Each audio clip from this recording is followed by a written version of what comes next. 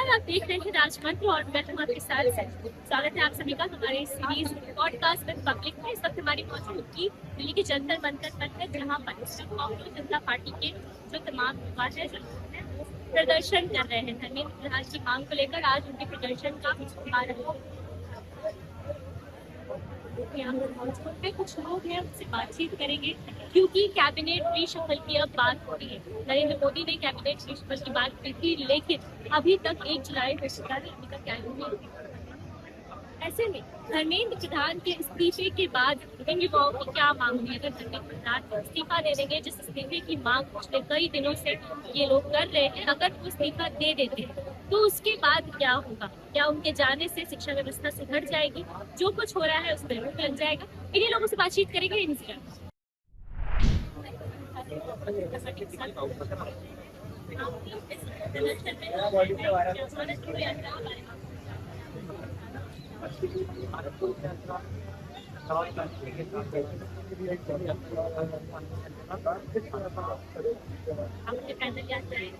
मैंने 4 किलोमीटर पैदल यात्रा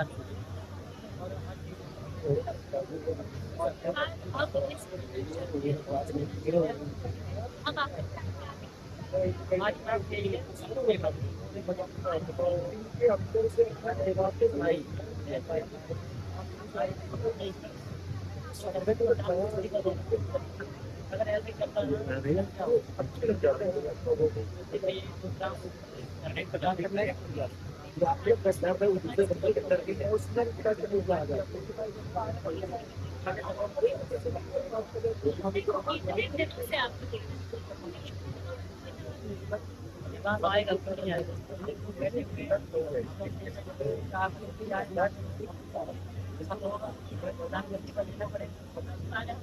अभी तक कोई जवाब नहीं आया। कैबिनेट की बात हुई है।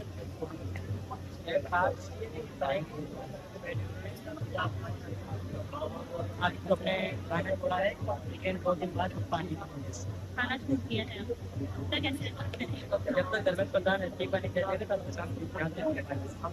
अभी अच्छे से बिहार में पानी लगी है। क्यों प्रदर्शन करो? आपकी तो एज भी नहीं है अभी। दीदी की डेथ नहीं है, ये पेपर लीक के कारण। क्या हुआ?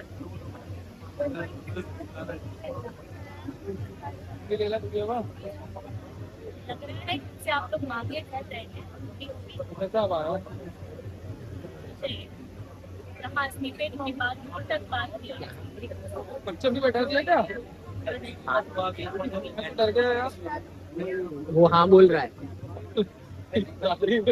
पकड़ने के लिए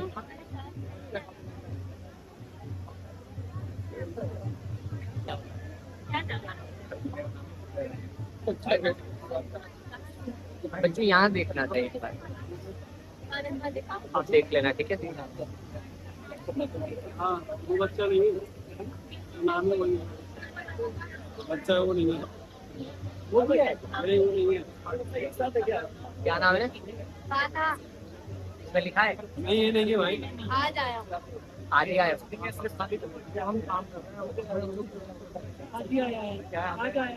अरे सपोर्ट में है वो बच्चा। इधर देखना मैटर है। बाद में देखी जाएगी।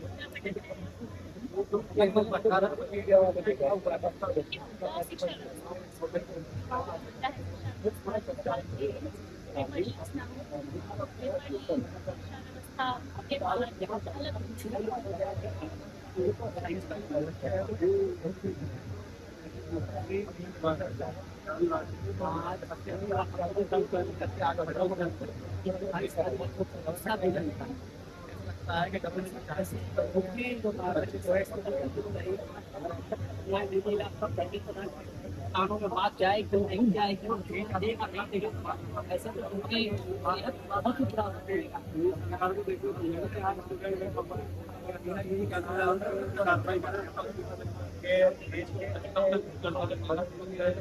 हमारी सरकार ठीक है और देखिए और तुम यही आप आ रहे के बाद यही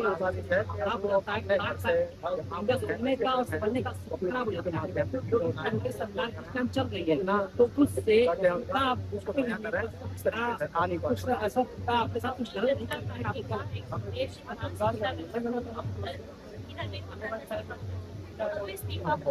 उसके बाद क्या उसके बाद में देखो बात बात का आपको नहीं पता, बस इस्तीफा होना चाहिए। पहले इस्तीफा होने देंगे पहला नंबर जो हम काम कर रहे हैं मान के चलो कल इस्तीफा दे दीजिए। फिर बाद में जो व्यवस्था बनेगी वो देखा जाएगा बाद में तो सोचा होगा ना आपने कि कल इस्तीफा दे दें। मुद्दे बहुत निकलेंगे ऐसे इस तरीके से हाँ बस मान लो कल इस्तीफा दे दिया, उसके बाद क्या? और के बारे में बात कर रही हूँ। पहला मुद्दा चलो शिक्षा, दे दीजिए आपने इस्तीफा मांगा, कल सुबह धरने के बुलाने इस्तीफा, उसके बाद क्या होगा? फिर आप लोग प्रदर्शन छोड़ के घर बैठ जाओ। इस्तीफा वही है ना कि इस्तीफा ही इस्तीफा जब मिल जाएगा इस्तीफा हो गया, शिक्षा व्यवस्था सुधर जाएगी अपने आप। पेपर लीक तो नहीं बताइए यार शिक्षा व्यवस्था यहाँ से एक व्यक्ति सुधरेगी जो काम होगा उसके ना हम यहाँ से शुरुआत कर रहे हैं ना बदलाव। अभी तक इनका आपने भाषण में सुना होगा कि हमारे सरकार कोई रिजाइन नहीं है तो जो भी शिक्षा व्यवस्था सुधारे चीज है, हम शिक्षा व्यवस्था सुधारें। कल सुबह धर्मेंद्र प्रधान ने इस्तीफा दी, अगला कदम क्या? अगला कदम यहाँ साफ हो जाए। अच्छा ये साफ हाँ ये साफ हो हमें अभिजीत दीपके ने बोला है ना कि चले जाओगे। शुरुआत हमने यहाँ से ये शुरुआत है ऐसा नहीं है कि हो जाए आगे भी हम काम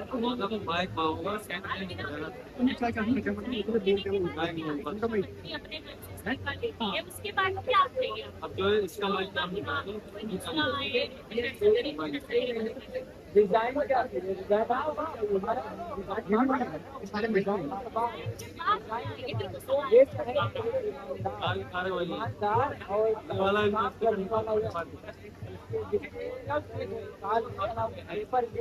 और बच्चे आत्महत्या न करें। थोड़ा शिक्षा व्यवस्था में सुधार है, बंद करने की जगह उनको व्यवस्थित किया जाए और जो पेपर लीक हो रहे हैं जिसकी वजह से अगर कोई ऐसी परिस्थिति आती है एक जिम्मेदारी ये हमारी डिजाइन के बाद नए आने वाले से ये उम्मीद रहेगी।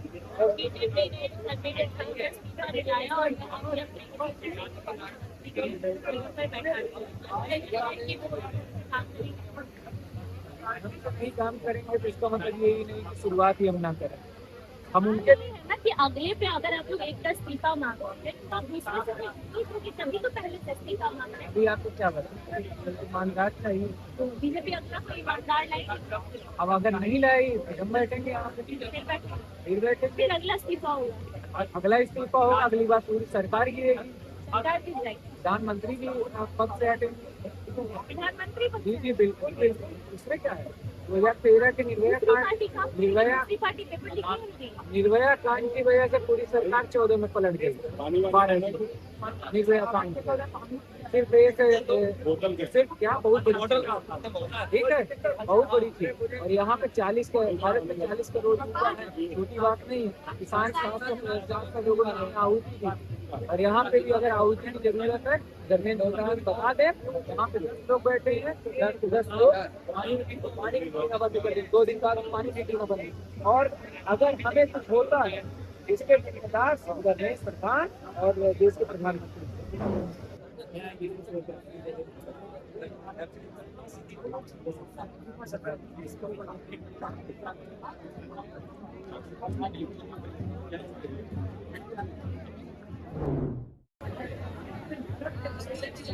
आई ठीक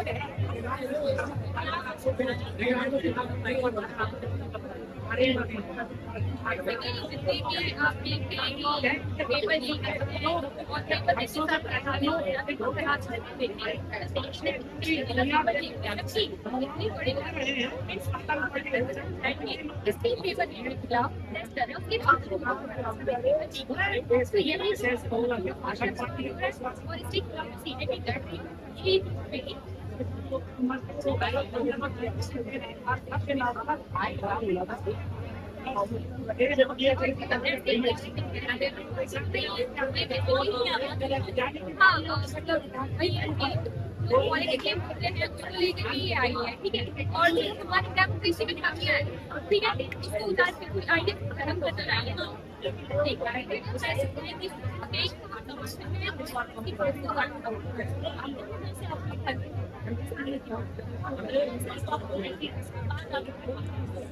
पहली बात तो ये बहुत ही अपने आप में मुश्किल नजर आ रही है, क्योंकि देखा जाए तो पूरा जो ये दूर से कल हुआ है और मान की कल हो गया, अगली क्या जितना तो तुम्हें भी आइडिया नहीं, पूरा जो बीजेपी है पार्टी जो पार्टी की वो नहीं ऐसा नहीं है, मतलब भैया को अगला कोई ऐसे तो ऐसे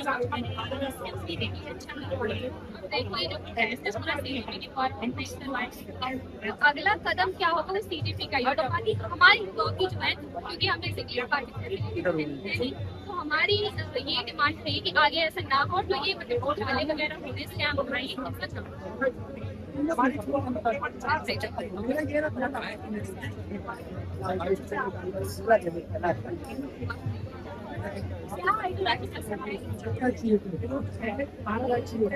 सारे पेपर पूरे और अब बहुत ज्यादा हो रहा है, तो इसकी वजह से अब बहुत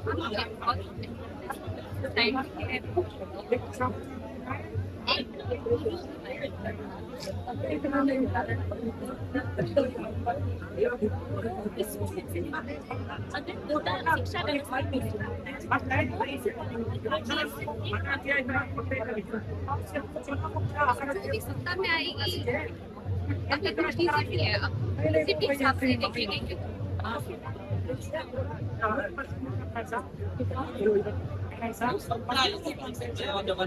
उस टाइम इतना नहीं था, अब एक्सट्रीम हो गए। सेम सवाल रहेगा,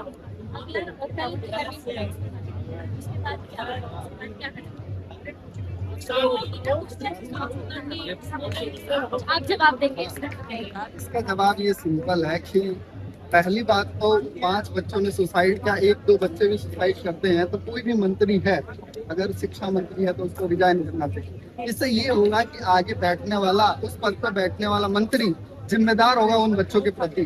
पर ये धर्मेंद्र प्रधान इतना बेशर्म आदमी है कि ना इन्होंने इस्तीफा किया, ना ही वो बच्चे जो मर रहे हैं उन पर एक बयान तक जारी नहीं किया। तो ये प्रोटेस्ट ये साबित करेगा कि जो भी मंत्री हमारे देश में बैठे वो एक जिम्मेदार नागरिक को जिम्मेदारी से निभाए, और ये प्रोटेस्ट ये काम करेगा। और ऐसे ही केवल शिक्षा मंत्री की बात नहीं है, अलग अलग रेल के हादसे में देख लीजिए आप, अश्वनी वैष्णव भी हैं, रेलवे के इतने हादसे हो जाते हैं, कुछ बयान नहीं आते, रेलवे मिनिस्टर अलग बुलेट ट्रेन निकालते रहते हैं, जबकि हादसे कॉमन हो जाते हैं। तो एक जिम्मेदार मिनिस्टर बैठना चाहिए, ये प्रोटेस्ट साबित करेगा। और ये प्रोटेस्ट में और मुद्दे उठाए जाने चाहिए, केवल इस्तीफे की तो बात नहीं है। जाहिर सी बात है, जिन बच्चों ने सुसाइड किया है उनको कहीं ना कहीं आगे बेरोजगारी का डर सता रहा होगा। और इस देश में 65% युवा है जिसकी उम्र 18 से 35 तक की एज की है, जिसको रोजगार की बहुत ज्यादा जरूरत है। तो सबसे मेन मुद्दा है रोजगार का। इसके लिए नीट, जेईई, इस सारे पेपरों में इतने बच्चे तैयारी करते हैं। एसएससी में आप देखेंगे किस तरह से 12,000 पोस्ट आती है सालाना, उसमें 22 लाख बच्चे बनते हैं। इसमें देखेंगे तो 1 लाख के करीब सीटें हैं, 1 लाख के करीब सीटें हैं। 1 लाख सीटों के बावजूद बच्चे 22 लाख 23 लाख ये बच्चे इतने अप्लाई करते हैं। ये चीज दिखाती है कि बच्चों के अंदर बेरोजगारी या भारत के अंदर बेरोजगारी इतनी है, और जब तक बेरोजगारी की समस्या हल नहीं हो जाती, जब तक ये आत्महत्या नहीं करता, कहीं ना कहीं छात्र आत्महत्या करता है। लगभग आप आंकड़ा देख लेंगे तो 24 से 25 हजार सालाना है आंकड़ा जो छात्र सुसाइड करते हैं। आपने कहा कि और भी मुद्दे यहाँ उठाए जाने चाहिए इस्तीफे के अलावा, आपके हिसाब से क्या है? जी वही मुद्दा है कि इस देश में इतनी बेरोजगारी है, और 4 में से एक युवा बेरोजगार है। बेरोजगारी की हालत है, आपने देखा होगा।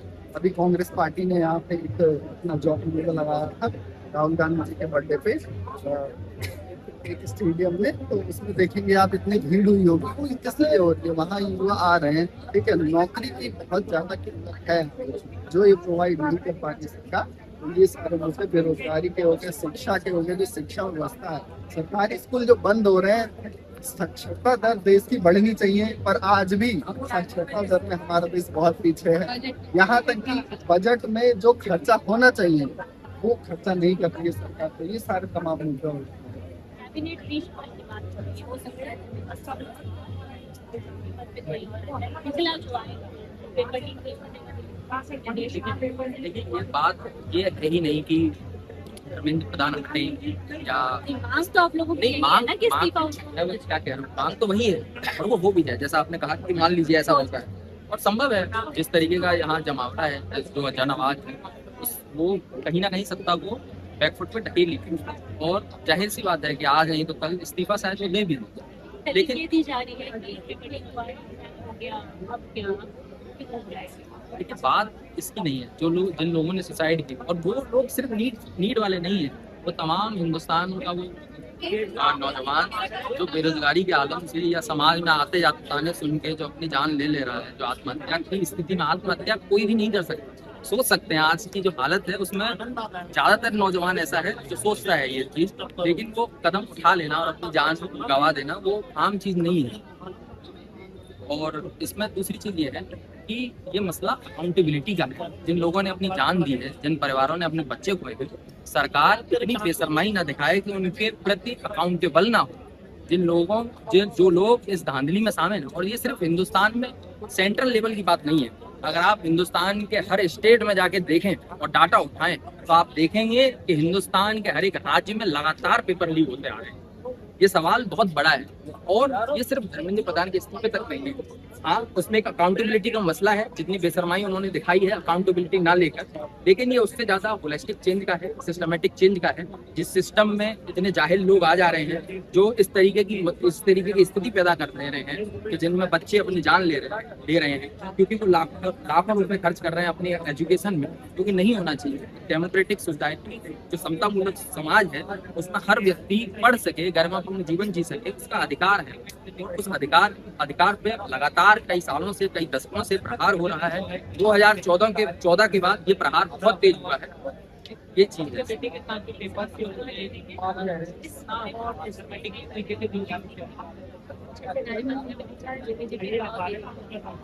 लेकिन ये विचार है, मैं ये कहता हूँ विचार है। और जब कोई व्यक्ति ये कह रहा है कि बीजेपी हटाओ, तो उसके पीछे की मंशा क्या है? वो बीजेपी सिर्फ एक पार्टी नहीं है, बीजेपी एक विचारधारा है। जो विचारधारा इस देश को लगातार बांटने का काम कर रही है, जो विचारधारा इस देश में लगातार हिंदू मुसलमान के बीच की जो खाई है उसको चौड़ा कर रही है, जो पार्टी लगातार देश के संसाधनों पे एक कुछ गिने चुने लोगों का मालिकाना हक दे रही है उनको, और जो डिस्ट्रीब्यूशन है संसाधनों का, सोर्स का, वो फेयर नहीं हो रहा। तो जब लोग यहाँ पे, मैंने नहीं सुना कि किसी ने बीजेपी के अगर नारे लग रहे हैं तो उसके पीछे की बात यही है कि हम उस विचारधारा के खिलाफ, जो विचारधारा इस देश को बांटने का काम है, जिस विचारधारा के खिलाफ भगत सिंह, चंद्रशेखर आजाद और तमाम क्रांतिकारी लड़े हैं, हम उस विचारधारा को आगे लेके चल रहे हैं। तो सुना आपने तमाम युवाओं को कांग्रेस जनता पार्टी ने आज प्रदर्शन का बारम्बार स्टेज में